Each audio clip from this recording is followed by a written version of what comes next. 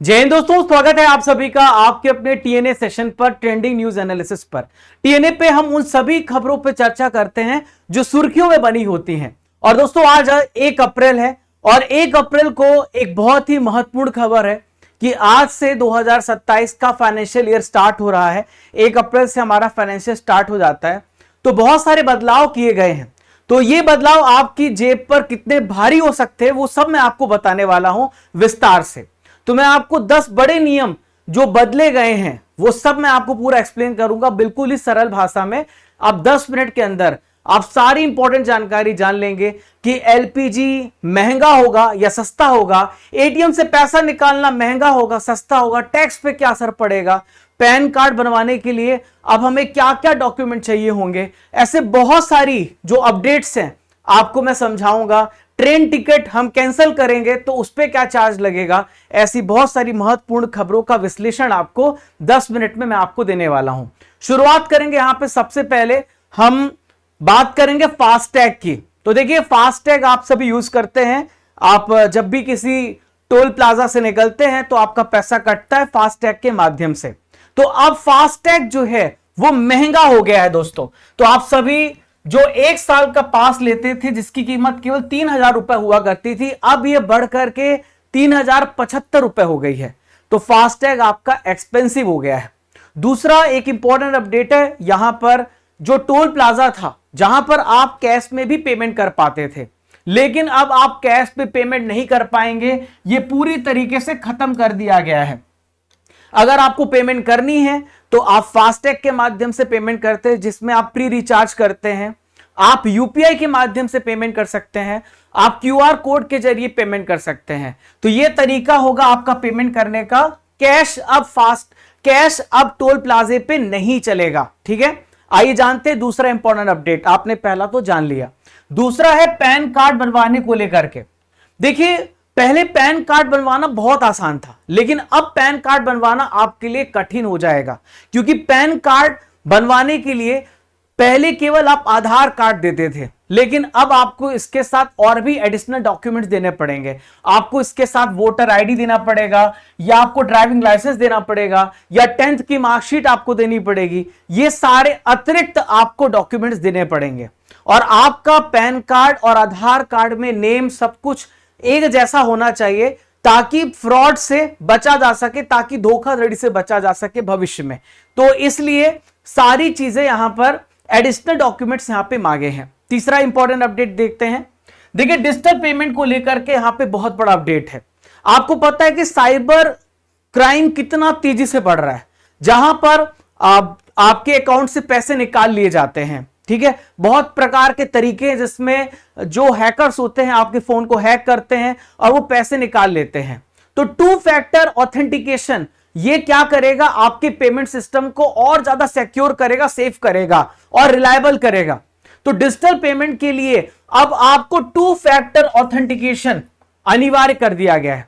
जब आप पेमेंट करते थे तो आपका ओटीपी आता था, ओटीपी आप डाल देते थे, आपका ट्रांजैक्शन हो जाता था। लेकिन अब बस ओटीपी से काम नहीं चलेगा, अब आपको ओटीपी के साथ आपका बायोमेट्रिक्स या आपके फिंगरप्रिंट या आपकी आंख की स्कैन या फेस आईडी या फिर पिन, ये जो आप यूज करते हैं, ये ओटीपी के साथ भी लगेगा। तो 2 फैक्टर ऑथेंटिकेशन अब आपका मैंडेटरी हो गया है। तो ये तीसरा बड़ा अपडेट था जो मैंने आपको बताया है। चलिए चौथे इंपॉर्टेंट अपडेट्स को देखते हैं। देखिए चौथा इंपॉर्टेंट अपडेट है एटीएम से यूपीआई जो हम यूपीआई के माध्यम से पैसा विड्रॉ करते थे उसको लेकर के है। अभी क्या होता है कि जैसे आप एटीएम जाते हैं तो आप कार्ड का इस्तेमाल करते हैं, आप अपने डेबिट कार्ड का इस्तेमाल करते हैं पैसे निकालने के लिए, तो उसमें 5 लिमिट्स रहती हैं। लेकिन पहले क्या होता था, यूपीआई के माध्यम से आप पैसे निकालते तो उसमें कोई लिमिट नहीं हुआ करती थी। लेकिन अब अगर आप यूपीआई के माध्यम से कैश निकालते हैं तो वो अब फ्री एटीएम ट्रांजैक्शन यहां पे लिमिट रखा जाएगा। अब आपकी फ्री लिमिट यहां पे खत्म हो जाएगी। अगर आप यूपीआई से कैश निकालते हैं तो आपको इसके लिए एडिशनल चार्ज देना पड़ेगा, ठीक है।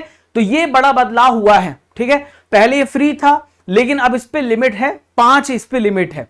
अब जैसे कि एग्जांपल के तौर पर जो एचडीएफसी बैंक है वो 5 फ्री ट्रांजैक्शन आपको देगा। आप यूपीआई के माध्यम से कैश तो निकाल लेंगे, विड्रॉ कर लेंगे, अब उसके बाद आपको 23 रुपए शुल्क देना होगा। हर बैंक के लिए ट्रांजैक्शन अलग अलग हो सकता है, आप SBI PNB हर बैंक के लिए ट्रांजैक्शन अलग होगा, लेकिन HDFC का मैं एग्जांपल बता रहा हूं। इसके अलावा दोस्तों एक बैंक पर भी जुर्माना ठोका जाएगा। मान लीजिए कि आप ATM पैसा निकालने जाते हैं लेकिन आपका पैसा निकलता नहीं और आपका खाते से पैसा कट जाता है, तो बैंक को 5 दिनों की मोहलत दी जाएगी कि आपका रिफंड करे। 5 दिन के बाद अगर बैंक ने आपका रिफंड नहीं किया तो छठे दिन से बैंक को मुआवजा देना पड़ेगा और 100 रुपए प्रतिदिन का मुआवजा देना पड़ेगा बैंक को। ठीक है, चलिए छठा महत्वपूर्ण बदलाव LPG से रिलेटेड, जिसको आप सभी बेसब्री से इंतजार कर रहे थे, क्योंकि LPG के लिए तो आपको लंबी लंबी लाइनें लगानी पड़ रही, कमर्शियल सिलेंडर के लिए लाइनें लगानी पड़ रही होंगी। देखिए LPG और कमर्शियल सिलेंडर महंगे हो जाएंगे दोस्तों। आज से देखिए आप कमर्शियल सिलेंडर लगभग 200 रुपए महंगा हो गया है। ये अलग अलग जगहों पे कीमत अलग अलग हो सकती है। ठीक है, तो आज से महंगा हो गया है। नियम ये हो गया है कि 1 अप्रैल से जो LPG है और जो रसोई गैस आप इस्तेमाल करते हैं, कमर्शियल गैस आप इस्तेमाल करते हैं, हर महीने इसका कीमत रिव्यू होगा। जो हमारी कंपनियां हैं, गैस कंपनियां हैं, वो रिव्यू करेंगी कि इंटरनेशनल मार्केट पे कच्चे तेल की कीमत क्या चल रही है। तो क्रूड ऑयल की कीमत पे डिपेंड करेगा कि आपका LPG सस्ता होगा या फिर महंगा होगा, और डॉलर में क्या उतार चढ़ाव आ रहा है उस आधार पे यहां पे दाम तय होगा। ठीक है, तो LPG की कीमतों में आज से वैसे बढ़ोतरी हुई है, ये मैं अपडेट्स आपको दे रहा हूं। देखिए एक और 7वां महत्वपूर्ण अपडेट है, वो है इनकम टैक्स को लेकर के। इनकम टैक्स की नई व्यवस्था यहां पे लागू हो रही है और ये आसान कर दिया गया है। पहले बहुत कॉम्प्लेक्स सिस्टम हुआ करता था, अब ये थोड़ा सा आसान बनाया गया है। अभी जब आप यहां पे टैक्स फाइल करते हैं तो आपको फाइनेंशियल ईयर और असेसमेंट ईयर दोनों कंफ्यूज करते रहे होंगे, तो अब ये कंफ्यूजन खत्म हो गया है। फाइनेंशियल ईयर और असेसमेंट ईयर ये दोनों खत्म करके केवल टैक्स ईयर रखा जाएगा। ठीक है, और जो टैक्स पेयर हैं उनको भी बड़ी राहत दी गई है। ITR 3 ITR 4 भरने की जो आखिरी तारीख है वो 31 अगस्त तक कर दी गई है, ये बढ़ा दी गई है। जितने भी यहाँ पे व्यापारी प्रोफेशनल है जो अपना टैक्स रिटर्न जमा कर रहे हैं, वो बिना किसी प्रेशर के यहां पर ITR फाइल कर सकते हैं। 31 अगस्त तक यहां पे डेडलाइन दी गई है। अब देखिए बहुत ही इंपॉर्टेंट है रेलवे टिकट कैंसिलेशन। अब रेलवे टिकट कैंसिलेशन बहुत महंगा पड़ेगा। ठीक है, अगर देखिए यहां पर ट्रेन छूटने के 8 घंटे के कम समय पर अगर कोई टिकट रद्द करता है, जैसे मान लीजिए अगर आपकी ट्रेन रात को 8 बजे है और आप 8 घंटे पहले यहां पे रद्द करते हैं, मतलब लगभग आप उसको 12 बजे रद्द करते हैं, तो आपको 1 रुपया नहीं मिलेगा, कोई रिफंड नहीं मिलेगा। ठीक है, 8 घंटे से कम समय पर आपको कोई रिफंड नहीं मिलेगा। 8 से 24 घंटे पहले रद्द करते हैं तो आपको 50% का रिफंड यहां पे मिलेगा। तो रेल टिकट कैंसिलेशन को भी जान लेते हैं। तो यहां पे कुछ नियम है। अगर 72 घंटे से पहले 72 घंटे से अधिक आप यहां पे टिकट रद्द करते हैं तो आपको फ्लैट शुल्क देना पड़ेगा। फ्लैट शुल्क में क्या है, AC फर्स्ट क्लास से अगर आपने बुक किया तो 240 प्लस GST लगेगा। अगर आप AC 2 tier first class book कर रहे हैं तो 200 प्लस GST लगेगा। AC 3 tier, AC chair 3 economy जिसे आप कहते हैं, 180 प्लस GST लगेगा। स्लीपर क्लास की टिकट में 120 रुपए और सेकेंड क्लास जो 2S जिसे कहते हैं 60 रुपए लगेगा। अगर आप 72 से 24 घंटे के बीच में टिकट कैंसिल करते हैं तो आपको 25% तक का यहां पे रिडक्शन होगा। अगर आप 24 से 8 घंटे के बीच में आप टिकट कैंसिल करते हैं तो आपका कंफर्म टिकट पर 50% तक का यहां पे किराया कट जाएगा, 50% तक का। और अगर 8 घंटे से कम आप करते हैं तो आपको कोई रिफंड नहीं मिलेगा। ठीक है, समझ गए आप। अब बात करते हैं वेटिंग RAC टिकट की।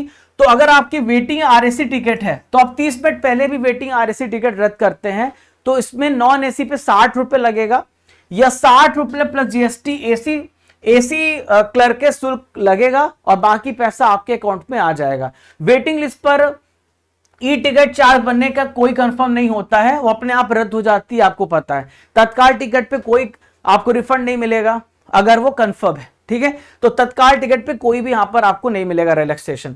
इसके अलावा दोस्तों एक महत्वपूर्ण अपडेट ये है शेयर बाजार को लेकर के, जो फ्यूचर एंड ऑप्शन पे ट्रेड करते हैं तो यहां पे लेन देन कर जिसे STT कहते हैं वो बढ़ा दिया गया है। फ्यूचर्स पर 0.5% और ऑप्शंस पर 0.15% आपका यहां पर जो कर है, टैक्स है, आपको एसटीटी यहां पे देना पड़ेगा। ठीक है, तो ये सारी चीजें आपने यहां पे समझ ली। और एक महत्वपूर्ण नौवा अपडेट है दोस्तों, आज से 1 अप्रैल से पेट्रोल में इथेनॉल मिलाया जाएगा। पेट्रोल में 20% एथेनॉल मिलाया जाएगा, इसे E20 कहा जाएगा। तो पेट्रोल की जो क्वालिटी है इसको बेहतर बनाने के लिए और पोल्यूशन को कम करने के लिए फैसला किया गया है। तो सरकार का टारगेट ये है कि जो कच्चा तेल हम इंपोर्ट कर रहे हैं उस पे जो हमारे ऊपर दबाव है दूसरे देशों का वो थोड़ा कम हो। हम इसमें इथेनॉल मिलाएंगे तो पेट्रोल और इथेनॉल मिलने पर थोड़ा बल्क में हो जाएगा, तो आयात को हम इससे घटा सकते हैं। और जो हमारे किसान हैं, जो इथेनॉल होता है वो गन्ने से और बहुत सारे जो आपके बायोडिग्रेडेबल एलिमेंट्स हैं उससे बनता है, तो उससे मिला करके हम यहाँ पे पेट्रोल की वॉल्यूम को बढ़ा सकते हैं। तो इससे किसानों की भी इनकम बढ़ेगी। हालांकि जो पुरानी गाड़ियां जो इस्तेमाल कर रहे हैं उनका माइलेज जरूर कम हो जाएगा, 3 से 7% तक उनका माइलेज कम हो सकता है, क्योंकि E20 यहां पे माइलेज कम कर देगी। अब 10वां इंपॉर्टेंट अपडेट है दोस्तों, वो है डेबिट कार्ड के नियम को लेकर के। तो डेबिट कार्ड में भी बहुत सारे बदलाव किए गए हैं कि 1 अप्रैल से जो डेबिट कार्ड है, जो कैश विड्रॉल है, उसकी सीमा को भी घटाया गया है। पहले 1 लाख रुपए तक आप पैसा निकाल सकते थे, अब यह सीमा 50,000 से 75,000 के बीच में तय कर दी गई है सुरक्षा कारणों की वजह से। ये मैं पीएनबी बैंक का बता रहा हूं, अलग अलग बैंकों का जो कैश विड्रॉल लिमिट है वो अलग अलग बदल जाएगा। तो ये सारी इंपॉर्टेंट 10 इंपॉर्टेंट अपडेट्स थी जो मैंने आपको 10 मिनट में पूरा एक्सप्लेन कर दिया। आपने शायद सारी चीजों को बहुत अच्छे से समझा होगा। आप सभी कमेंट बॉक्स में बताएं कि जो ये फैसले लिए गए हैं क्या ये सही है या फिर गलत। सरकार ने जो फैसले डिसीजन लिए हैं इसमें क्या इंपैक्ट पड़ेगा आपकी जेब पर और आपकी लाइफ पर। एक सवाल का उत्तर आप सभी को देते जाना है, 1 अप्रैल 2026 से भारत में पेट्रोल में कितने % एथेनॉल मिलाया जाएगा? आप सभी इसका उत्तर कमेंट बॉक्स पे दीजिएगा। तो दोस्तों मिलते हैं अगले ऐसे इंपॉर्टेंट टॉपिक के साथ, टीएनए के साथ, जहां पर हम ट्रेंडिंग न्यूज एनालिसिस करेंगे, बहुत सारी इंपॉर्टेंट घटनाओं पर चर्चा करेंगे लगातार इसी प्रकार से। तो जय हिंद, जय भारत, खुश रहिए, मुस्कुराते रहिए। अगर आपको वीडियो पसंद आया तो अपने दोस्तों तक इसे पहुंचाइएगा और ताकि उनको भी इसकी नॉलेज हो और वो भी सीखें, वो भी जाने। थैंक यू एवरीवन, खुश रहिए, मुस्कुराते रहिए।